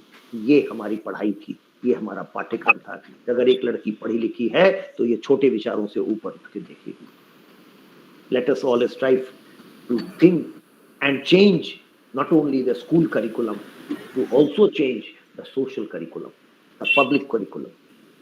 Politicians will always have an axe to grind. We will have to raise a voice even against them. Whatever the politics, politicians have their future in the society, and that curriculum of the society decides their future. Friends, I think I would once again congratulate the HRDC Center of Bhagat Phool Singh University for taking up this thing, a very, very pivotal issue of society, and especially in today's context when we are in the process of designing and developing the national curriculum framework for school education. These universities are autonomous, they have freedom to decide, each university. So my concern is not really university. My concern is school education, and that changes society. That changes the way your society thinks. That changes the way your society will go forward in the coming days.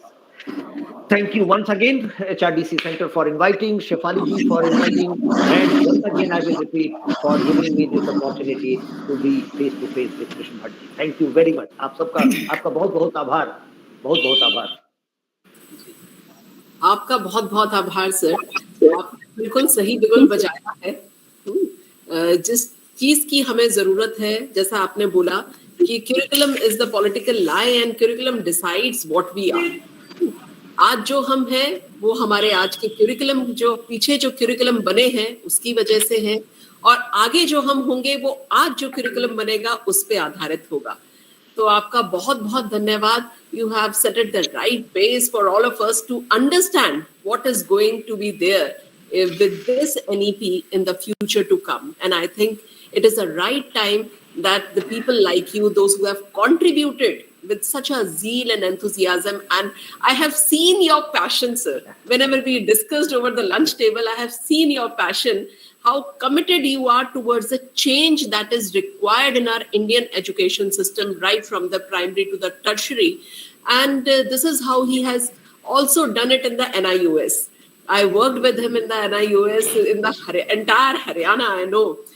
इतने dedicated और passion के साथ sir ने जो काम किया है इसके अंदर, आज भी वही आपका जो अंदर से भाव है ना, जो टीचर्स का एक भाव होता है जो जो एक पैशन होता है कि मेरा देश इस तरह से बदल कर निकले, उसी वो भाव आपकी बात में निकल कर आ रहे थे सर, आपको हम देख पा रहे थे।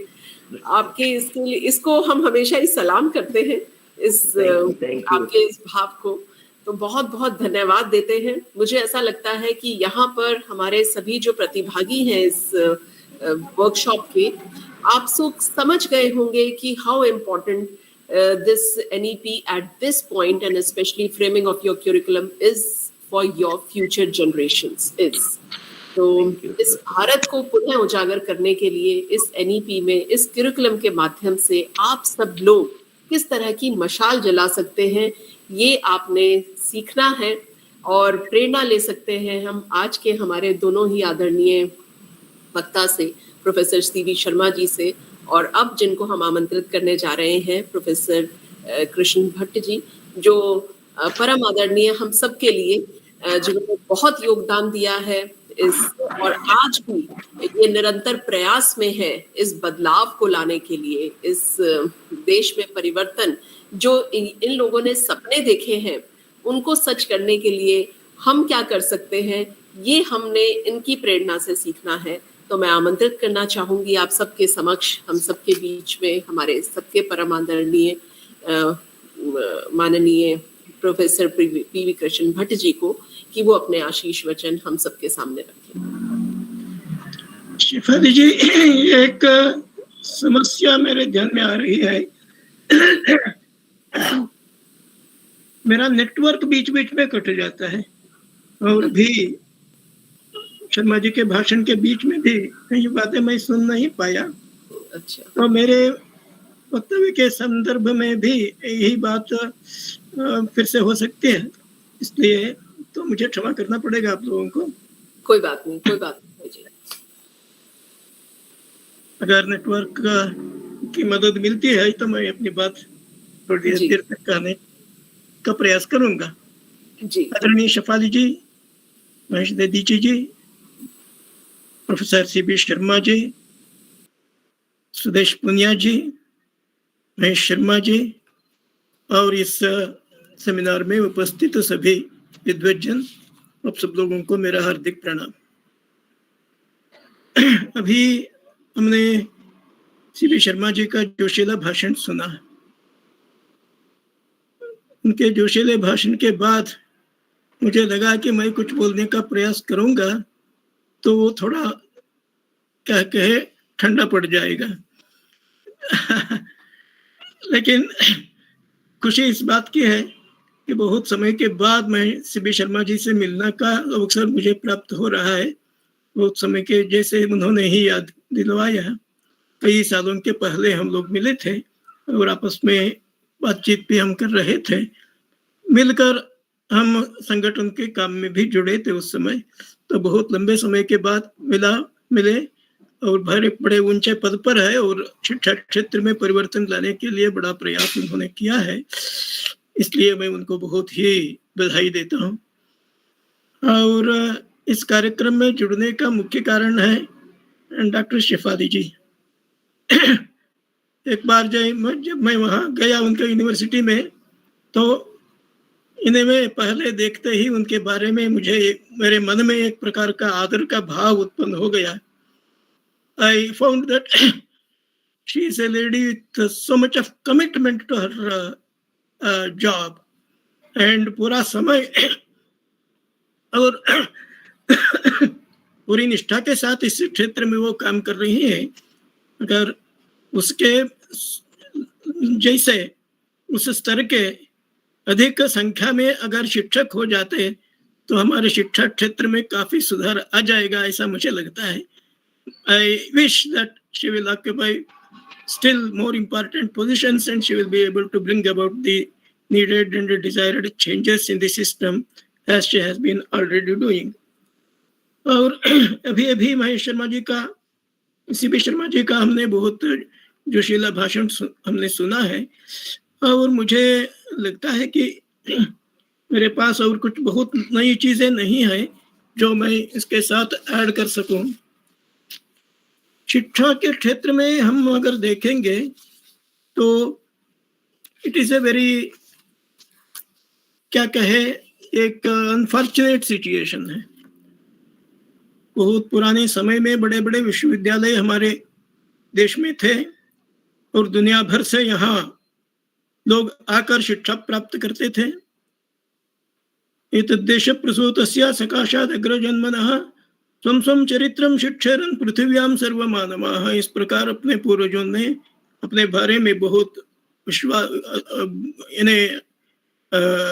विश्वास के साथ उन्होंने घोषणा की थी। दुनिया भर के लोग आकर यहाँ पर शिक्षा प्राप्त करते थे और जिस दिशा में हमको जाना है वो सोचते थे। आजकल वो पानी उल्टी दिशा में बह रहा है। यहाँ के लोग विदेशों में जाकर उच्च शिक्षा प्राप्त करने के लिए वो लगातार प्रयास में रहते हैं और लाइन में खड़े रहते हैं। तो और हमारे देश में भी जो विश्वविद्यालयों की स्थापना हुई, फिर भी वो एक अपने राष्ट्रीय चिंतन और राष्ट्रीय स्वभाव और राष्ट्रीय उद्देश्य इसके अनुरूप हम इन विश्वविद्यालयों को ढाल नहीं पाए। ये हमारी क्या कहे, एक अनफॉर्चुनेट सिचुएशन है। आजादी के बाद, आजादी के पहले कई प्रयास इस देश में हुए थे राष्ट्रीय शिक्षा देने के लिए। दयानंद सरस्वती, लोकमान्य तिलक, गांधी जी और इनके विचार से प्रभावित होकर, विवेकानंद, अरबिंदो, इनके विचार से प्रभावित होकर कई विश्वविद्यालयों की स्थापना अपने देश में हुई और एक राष्ट्रीय शिक्षा देने का प्रयास भी, राष्ट्रीय हितों के अनुरूप शिक्षा देने का प्रयास भी इन विश्वविद्यालयों के होता रहा। तो उस समय गांधी जी ने भी कहा था कि अंग्रेजों द्वारा जो शिक्षा संस्थाएं यहाँ पर स्थापित की गई है, he described them as citadels of slavery। तो उन स्कूलों में जाकर हम एक पराभूत मनोस्थिति को ही बढ़ावा दे रहे हैं और एक स्वतंत्र राष्ट्र के लिए अनुरूप शिक्षा वहां पर नहीं मिलेगी। लेकिन दुरदृष्टवशात आजादी के बाद इस प्रकार के प्रयास हुए, उसमें ये राष्ट्रीय शिक्षा देने का प्रयास, उसके लिए कोई प्रोमिनेंस नहीं मिला। वही विदेशी संस्थाएं, मुझे याद है कोठारी कमीशन ने भी उसका एक उल्लेख किया है। एक अंग्रेजी शिक्षाविद पॉल एशबी, वो लिखता है कि even 50 years after their establishment, the Indian universities have failed to develop their own independent character. They continue to remain poor imitations of the Western universities. तो अपने देश के अनुरूप, देश के संस्कृति, देश के चिंतन, देश की आवश्यकता, इसके अनुरूप एक शिक्षा की व्यवस्था हम निर्माण नहीं कर पाए। ये दुर्भाग्य की बात है। But several commissions were also established, and there was a prophetic sentence in the Kothari Commission report. He said, Professor Kothari said, having no report is better than having a report which does not get implemented, because in the latter case it creates more frustration. Report है लेकिन उसका implementation नहीं हो रहा है, तो इसके कारण फ्रस्ट्रेशन होता है। इसलिए कोई रिपोर्ट न रहना वही बेहतर है, ऐसा कोठारी जी ने कहा था। तो पिछले 60 साल में यही चलता आया कि कुछ रिपोर्ट्स तो अच्छे रिपोर्ट आए, रिपोर्ट में की कमी नहीं थी और उसमें कुछ अच्छे सुझाव भी थे, लेकिन there was no political will and we did not try to implement all these recommendations made by these commissions which were in tune with the national interests। तो एक दुर्वस्था शिक्षा क्षेत्र की रही और एक तो डायरेक्शनलेसनेस था, दूसरा कमर्शियलाइजेशन जो शिक्षा क्षेत्र में आजकल हम दिख रहे हैं, और ये double kind of education, dual kind of education. One ordinary education which the ordinary students get in the government schools, and the other kind of education which the elitist people, the rich people, they get in very sophisticated institutions. तो शिक्षा के बारे में कहा जाता है कि शिक्षा is education is equaliser, it brings about equality. But unfortunately, in our country, there are two types of education, one for the rich and another for the poor. This social divide is getting widened because of this education instead of social division getting bridged. तो इस प्रकार की वर्तमान स्थिति में अभी ये नई शिक्षा नीति आई है, वो कुछ नया विजन लेकर आया है, लेकिन फिर भी बात यहीं पर रुकती है कि रिपोर्ट कितनी भी अच्छी हो, कैसे उसका इम्प्लीमेंटेशन होगा, इस पर सारी बातें निर्भर करती हैं. अगर सीरियस एफर्ट नहीं हुआ और सिर्फ वो कबोर्ड में रह जाता है ये रिपोर्ट, तो उसका कुछ फायदा नहीं होगा. And it appears that in spite of all claims being made by the government, implementation of the report is not very easy. Because merely by government fiats, government orders, the education policy cannot be implemented. The most crucial factor, crucial section of implementing the education policy is the teacher.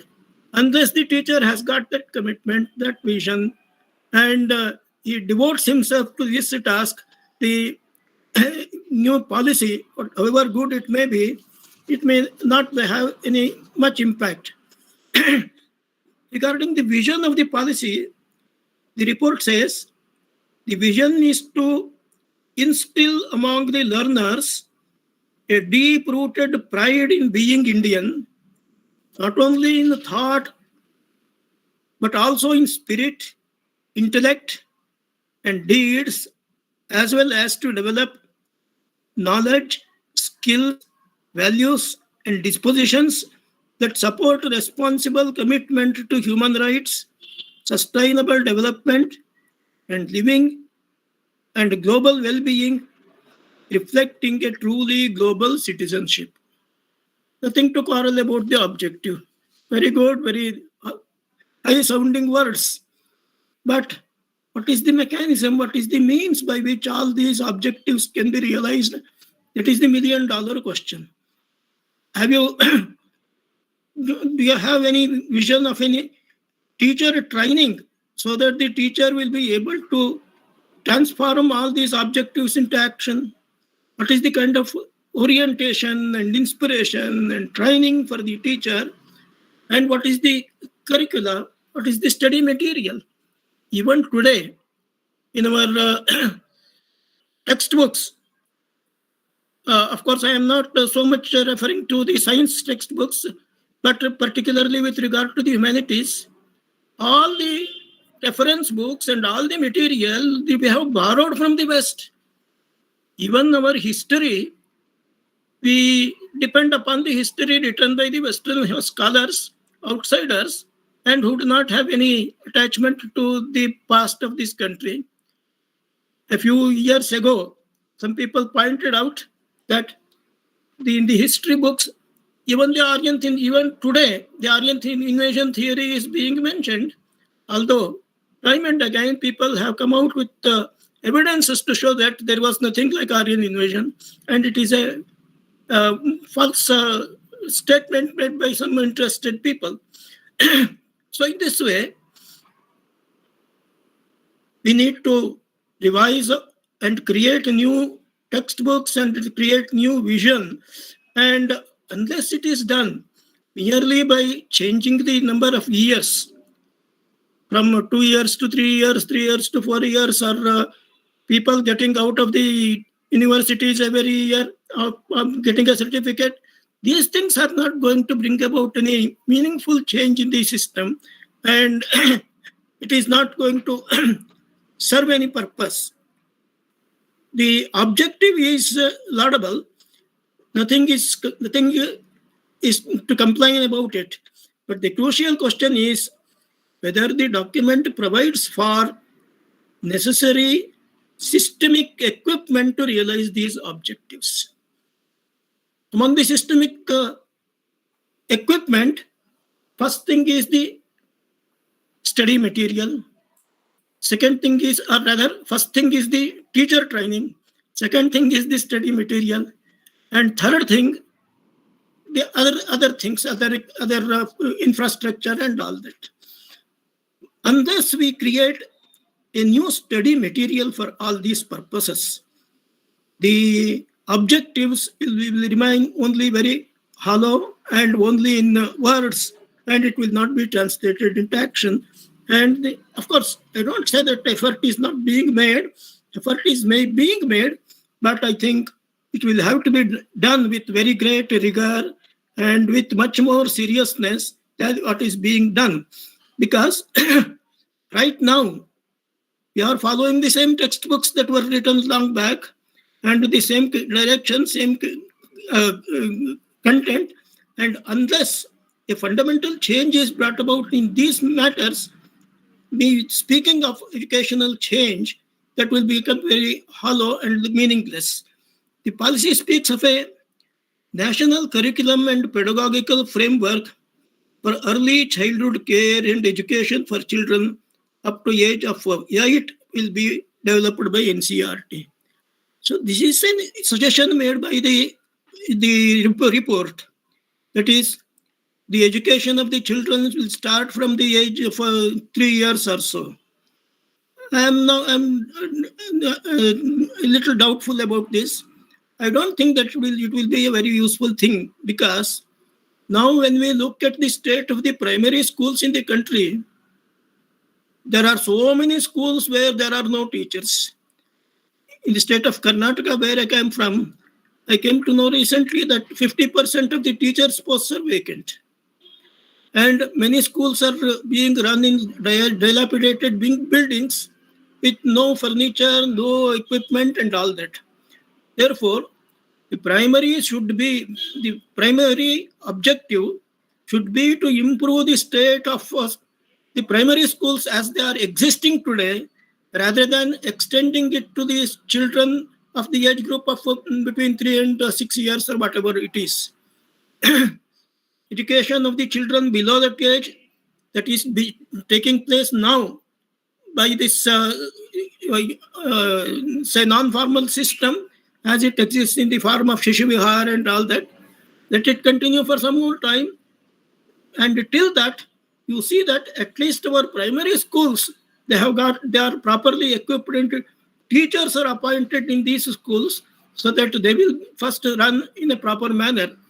So I think that should be the priority, rather than extending the scope of education to children below the age of 6 years. First of all, we must correct the existing system, and then we must expand. The policy speaks of a national curriculum and pedagogical framework. It is what I spoke about. Looking at the present scenario and state of primary schools, where a large number of teaching posts are lying vacant and the schools being run in dilapidated buildings, this goal appears to be a distant dream. And the priorities should, I think, change.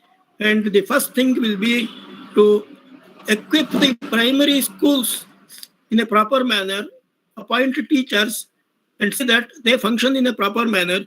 And then we can think of extending it to the children of the lower age group. The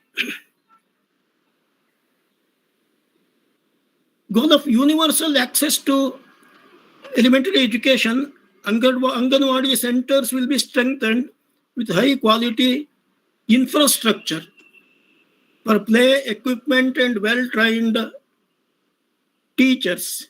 This also appears to be a very hollow claim, because, as I pointed out earlier, the state of the primary schools in the country, it is somewhat very disappointing. The education to the pre-primary children and Anganwadi teachers and all that, whether the government is equipped to extend all these benefits to the children of the pre-primary level, I think it is very doubtful. I think the priority should be to strengthen the primary schools and primary education, and then we can next stage we can give importance to the Anganwadis and pre-primary children. Government of higher education institutions by highly qualified independent boards, laudable good measure.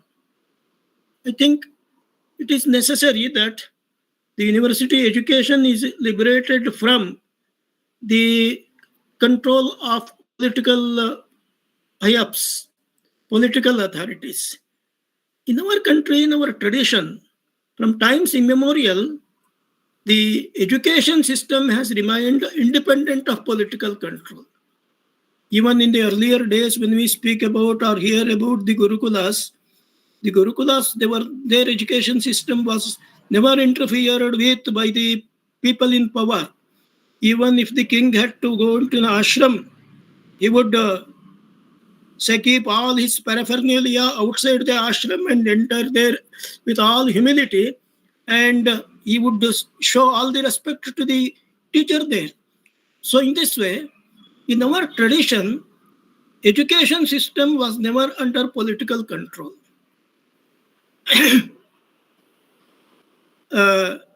In the book written by Ancient System of Education, Radhakamit Mukherjee, he describes how the Nalanda University, it was being run, what was the kind of administration, and how its finances used to be met. Some 200 villages, their income, it was supposed to be dedicated to the functioning of the universities, like that. So in this way, the government used to finance them, but government never used to control them. So in this way, the education, the system has to be liberated from government control. That is one important thing. Of course, the policy statement, it speaks of independent boards also. But even these independent boards are nominated by the people in power, the political people. And therefore, it does not serve the purpose. An independent system will have to be created for the purpose of running these institutions. And the policy also mentions of fragmentation of higher education by transferring higher education institutions into large multidisciplinary universities. That is a good thing. But the thing is, we are making new year experiments with the change of government every time. Once upon a time, there were universities which had all the different faculties, including engineering, medical, and all that. Later on, separate universities came into existence.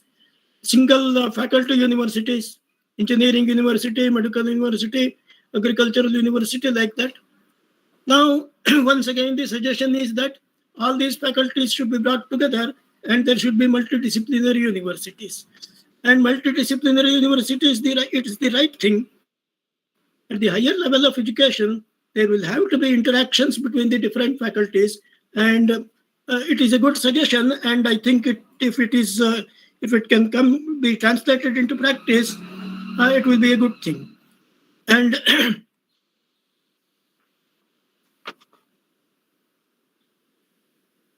then the policy also speaks of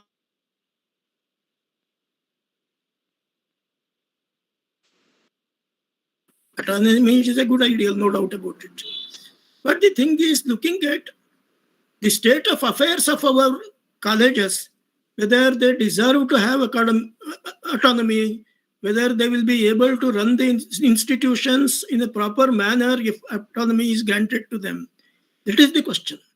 And particularly, the standard of education at the undergraduate level all over the country, it remains much to be desired.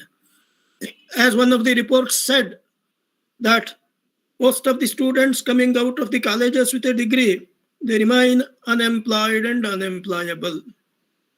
And this situation has not changed since then.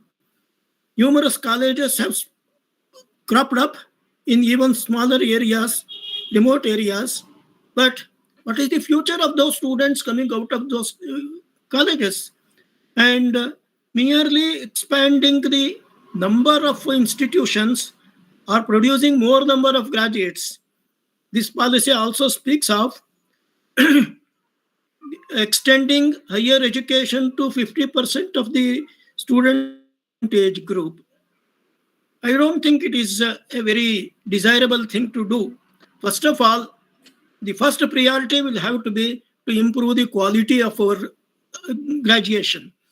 And unless we will be able to bring about quality graduates and impart quality education to these people coming out of the portals of the universities, no purpose will be served by simply expanding the system and creating more colleges and making more students coming out with a degree certificate and who will not be able to do anything. As it was mentioned in an earlier report, they remain unemployed and unemployable. And creating unemployable graduates serves no purpose from the point of the student or from the point of view of the country. Policy envisions a complete overall and re-energizing the challenge and thereby deliver high quality higher education with equity and inclusion. I think the policy makers should have thought about creating and training the faculty for bringing about this change. Merely by writing that the quality will be improved, how does the quality get improved? Is there in a magic wand by just putting it across and the quality of the teachers will become increased? So there will have to be some kind of training, some kind of orientation. I heard about Germany. After the unification of Germany, report somewhere, the teachers in the East Germany schools, they were made to undergo a training program for about 6 months before they will be able to resume their work in their universities. Because East Germany was governed by a communist regime and West Germany, it had a democratic governance. And therefore the people thought that in order to make these teachers understand the of governments and the new policies, they will have to undergo a training, and therefore they were made to undergo a 6 months training. So this kind of a teacher training, unless it is there, orientation of the teachers is there, the mere policy statement, it will lead us nowhere and it will not be of any useful purpose, and the government needs to take care of this requirement also. The policy speaks of moving towards large multidisciplinary universities, one in every district. All right, there is nothing to quarrel about it. If education district level, it is all right, but it should not be at the cost of quality. That is one thing that we need to keep in mind. And if we can maintain the quality and spread it across the districts, that would be a good thing. The policy speaks of 3 types of universities. Of course, they are all in a experiment. It will have to be experimented and see how they will be able to function. And only later we will be able to decision about them.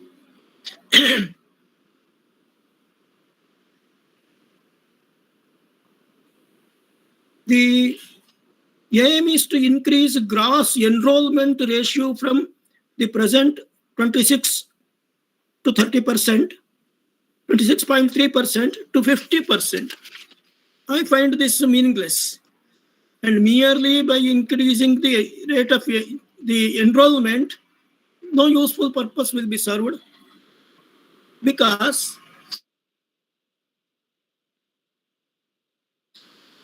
ours is a country which is dominated by villages. a large section of the people, they come from the rural areas. And the present system of education, it makes them equipped for white-collar jobs.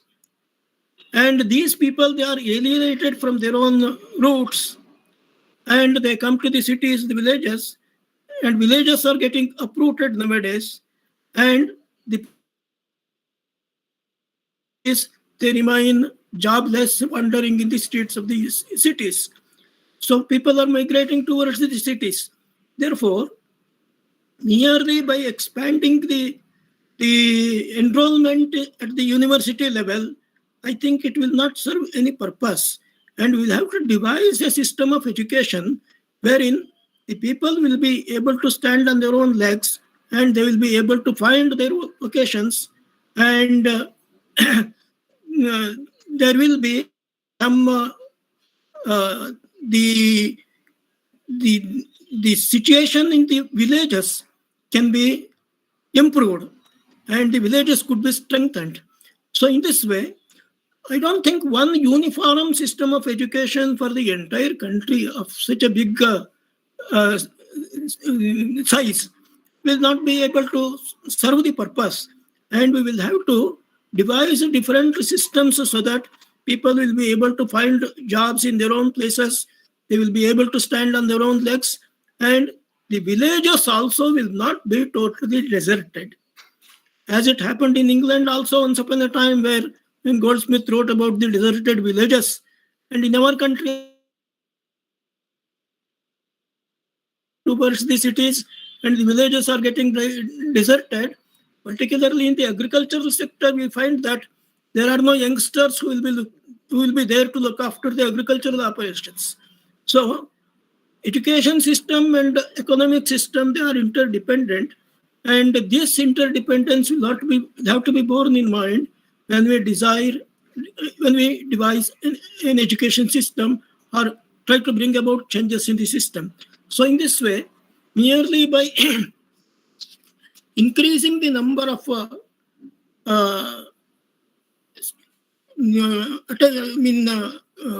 higher education, that is not going to the purpose, and the holistic approach will have to be taken in this matter. Then the policy speaks of private universities with institutions with a strong emphasis on developing a large number of outstanding public institutions. This is a very serious question that the government will need to address. I do not know at the present policy what is the mechanism for dealing with this question. There are a number of private institutions, particularly in engineering and in medical faculty, and this existence of large number of private universities, it is also leading to increased commercialization. And we find that, I think it was pointed out by somebody earlier, that there are government schools on the one side, and side by side there are also private rich schools, luxurious schools, where thousands of rupees are to be paid as a capitation fee or regular fees and all that. And it is said that education is an equalizer. But in our country, we are having a system whereby inequality is widened, and a separate school for the rich people and the government schools for the poor people. So this divide, economic divide, it is getting increased day by day because of this existing system. To the common stream and see that this inequality is eliminated. I do not have any suggestion to see in the education policy, and the government will have to look into this. Otherwise, education, instead of bringing about equality in society, it will serve as an instrument of widening the divide between the rich and the poor. And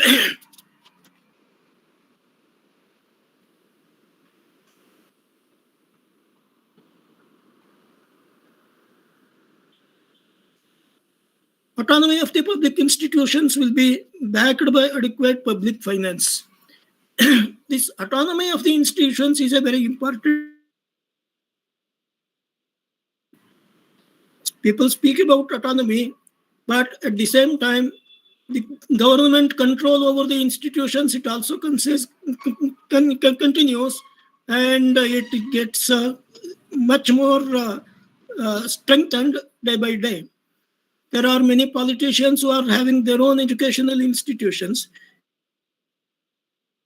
As the state governments, they are the means of supporting the universities financially, financial support. The governmental control on the universities, it is widespread. It is seen everywhere. And there must be some mechanism whereby the governmental control, it can be. One way of eliminating one means of having this control is the appointment of the vice chancellors. Nowadays, we find that everywhere it is the political regime, the political system which takes the decision in the appointment of vice chancellors. And know that there is so much of corruption in the appointment of vice chancellors and in the various appointments also. Unless the education system is made to liberate itself from this governmental control.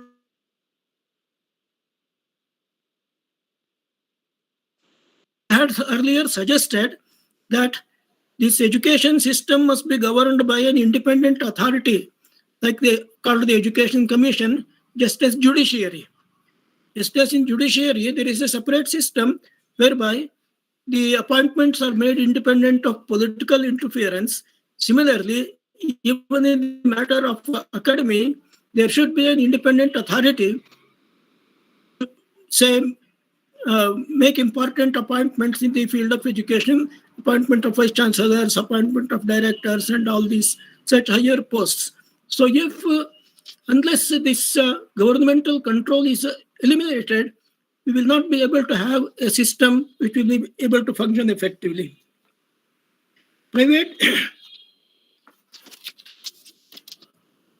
Private institutions with a public-spirited commitment to high-quality, equitable education will be encouraged.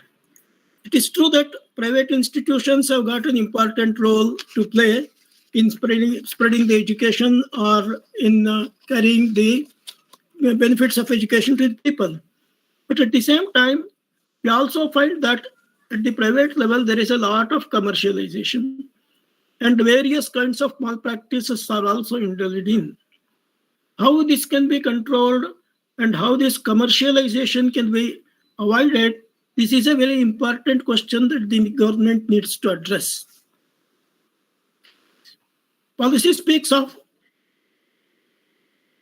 phasing out the system of affiliating colleges over a period of 15 years. A tall climb, a good thing, and if it can be done effectively, it will be a good development. All colleges presently affiliated shall attain the benchmark to become autonomous degree-granting colleges.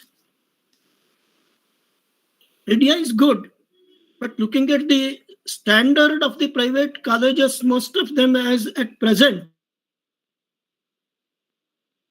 to become autonomous because they do not have proper teachers, qualified teachers. They do not have any such experience of running the institution. And there are large number of institutions where teachers are exploited to a great extent. And this situation, it is changed, then simply giving autonomy to institutions is not going to serve the purpose, and all these other measures also will have to be taken up. The overall higher education sector will aim to be an integrated higher education system, including professional and vocational education. That is a good idea, and if it could be implemented effectively, then I think it will be a good thing. The policy statement says a holistic and multidisciplinary education would aim to develop all capacities of human beings, intellectual, aesthetic, social, physical, moral, in an integrated manner. I think it appears to be. For this purpose, first of all, there must be a curriculum. There must be reading material for this. Reference books must be prepared. And teachers will have to be given the necessary training. They should undergo the training. Unless these things are done, merely by saying that would aim to develop all capacities of a human. So holistic education shall be, in the long term, the approach of all undergraduate programs. Nothing to question about. It is all right. Holistic education is the need of the hour, and if it can be done, and definitely it will be a welcome measure.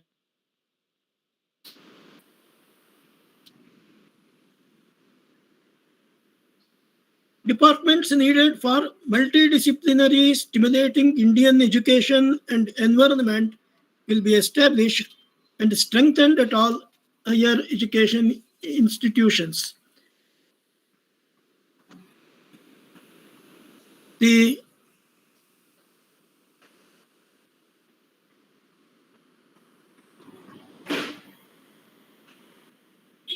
think my time is up, and I will end my speech.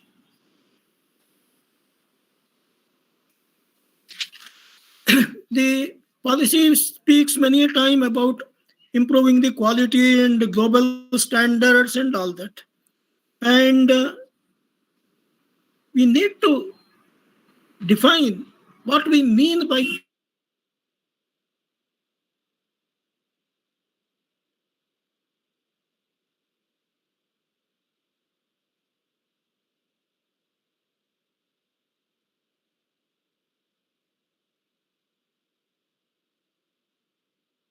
higher quality of education. And there are a few things which need to be understood. Education system is also related to a final philosophy of life. What is the vision of a higher standard of life? And what are the values we are trying to inculcate among the children, among the students through our system of education? And I don't think when this parliament speaks of quality and standard of education, these questions have been properly dealt with in the document. Because many a time we find that when we speak of the quality, we have some Western universities in our mind, Oxford University or some American university. So we think that they are of a very high standard, and we want to reach those standards and gradually move towards those standards. Can we think in terms of establishing our own Indian standards in the system of education? In our Upanishads, it was said regarding education, Vidyancha ittadvedo bhikam saha avidyaya mrityam tirtva vidyaya murtamashnute. Upanishad says it is a learned person must be equipped, must be well educated, both in vidya and avidya. By avidya, it refers to the material knowledge, the external worldly knowledge. That is important. And by vidya, it refers to the spiritual knowledge. So both material knowledge and spiritual knowledge, they are equally important, and both of them should be pursued together. So, but in the present system, we do not have a vision or a philosophy of education as such. A philosophy of education which reflects the philosophy of life which has emerged in this country since times immemorial. Knowledge has been classified into 3 types according to the Bhagavad Gita, namely Sattvic, Rajasic, and Tamasic. The Sattvic knowledge has been explained as follows: Sarva bhuteshu yenaikam bhavam avyayam ikshate avibhaktam vibhakteshu tajnanam vidhi Sattvikam. So that knowledge which comprehends, which sees a basic unity in all the different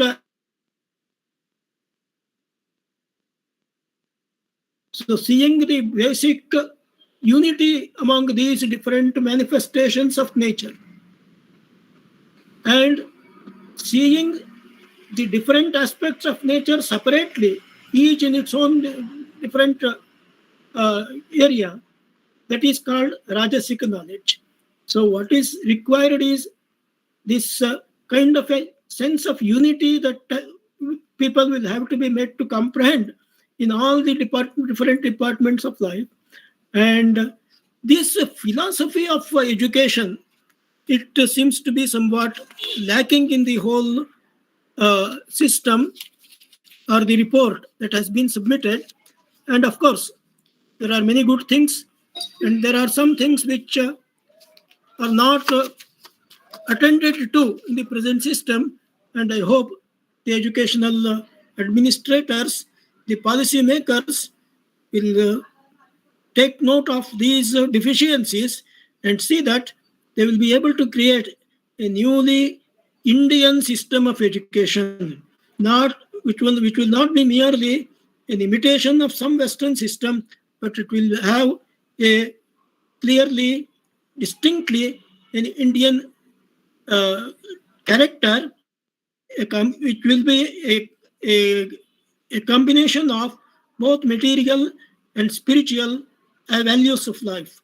And it is towards that end that we must try to move. And there are many good things in this present system, and there are certain things which need to be taken note of. And I hope the educational policy makers and administrators will address themselves to these requirements in the present system of education. Thank you, one and all. जी बहुत धन्यवाद भाई इतना it was very elaborative and you have covered every topic of the NEP. It's a very good document, a very elaborate thoughts sir has presented to all of us. You have taken up right from the toddlers, like the children in the infant age, and how we should implement it for them, and how this NEP should be implemented in the spirit. What are the loopholes? What are the challenges that we are going to face while implementing this? You have taken up all the things, like what should be the vision of the teachers, what should be the visions of the institution, what should be the vision of the Government of India while implementing this policy, and what should be how the teachers have to be trained towards it, right from the beginning. The teachers who are dealing with the toddlers at the Anganwadi and the Shishu Bihar, and how they have to bridge up that gap while they enter into the school, and then even at the higher level, so a lot of insights that we have received from your deliberations today, and obviously we have to keep the politics away from the education. Sir is such a simple person. He has been elected MLA from the Bangalore, from the Karnataka. He was a part of the Legislative Assembly. But as it is said, a teacher is always a teacher. He is a teacher by heart. And he has the courage to address to the government, like what are the things that we really need to follow, and how it should be implemented in the right spirit. Because the document is a very good comprehensive policy has come. The Kothari Commission also beautifully described the higher education, but it lacked the right implementation at that time. Again, we have a very nice policy with all of us, but the implementation in the right spirit, and what are the challenges that we are going to face while implementing this policy, and how gradually and progressively we should implement in a phased manner. You have well elaborated to all of us. I think most of the teachers, those who have not even read the document, I have shared the document with you in the group. You should read it, and then you will understand what Sir was trying to tell all of us in this. We are extremely thankful to you, sir, for this very elaborative, very extensive talk on this, and very valuable insights of this NEP and how to implement this NEP. Now, may I invite Dr. Mahesh Sharma ji to deliver a vote of thanks. रजस्तमोभ्यां निर्मुक्ता तपो ज्ञान बलेन्ये येषां त्रिकालमम्लं ज्ञानं व्याहत सदा आप्त शिष्ट विबुद्धास्ते तेषां वाक्यम असंशयं सत्यम वक्ष्यन्ति ते कस्मात् असत्यम निरजस्तमः। आप्तोपदेश प्रमाण या शब्द प्रमाण की परिभाषा में आप्त पुरुष के लक्षणों के विषय में ये मैंने आपसे एक संस्कृत का श्लोक आपके साथ साझा किया है। इसकी अर्थ ये है, जो व्यक्ति रज और तम से मुक्त हो जाता है, उस व्यक्ति के जो क्रियाकलाप है, जो वाणी है, वो सदैव ही सत्य भाषण करते हैं, एवं ये सदैव अपने पर्सनली राग द्वेष से मुक्त होकर के सामाजिक उत्थान में ही कार्यरत रहते हैं।